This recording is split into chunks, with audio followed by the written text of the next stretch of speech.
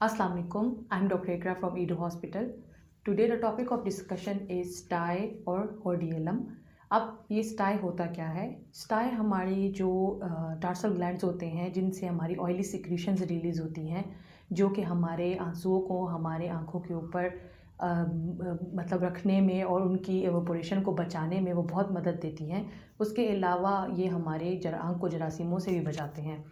इन glands की सोजिश को हम कहते हैं स्टाई या hordeolum। अच्छा, अब इससे होता क्या है? अब जैसे फॉर एग्जांपल ये ग्लैंड अब यहाँ पे बंद हो गया है और उसके पीछे सिक्रीशन जमा हो गई है, जिसकी वजह से एक मोटा सा पिंपल बन जाता है या दाना। अब उसकी वजह से आपके छप्पर के ऊपर बोझ पड़ सकता है, उसकी वजह से आपकी आँख के ऊपर वो लग सकता है और उसको इरिटेट कर सकता है, आपकी आँख में सोजिश हो सकती है, आपकी आँख में चुभन हो सकती है और इसको फ़ॉरेन बॉडी सेंसेशन, जैसे कोई आँख में चला गई है कोई चीज़, ऐसे आपको महसूस हो सकता है। इन सब की अलामात की बेहतरी के लिए हम आपको सिम्प्टोमेटिकली ड्रॉप्स भी देंगे और आपके दाने को ठीक करने के लिए जितनी दवाई की ज़रूरत पड़ सकती है हम वो भी दे सकेंगे।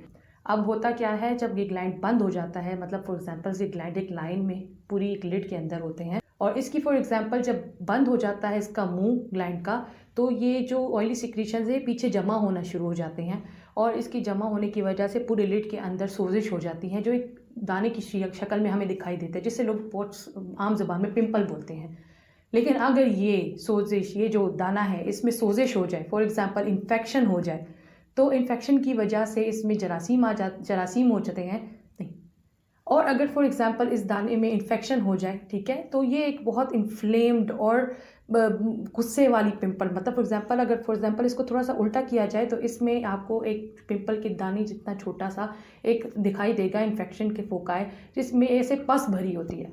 अब उसके लिए ट्रीटमेंट की ज़रूरत होती है प्रॉपर, अगर उसका ट्रीटमेंट नहीं किया जाता तो वो पूरी आपकी ऑर्बिट में आपका इन्वॉल्व कर सकती है।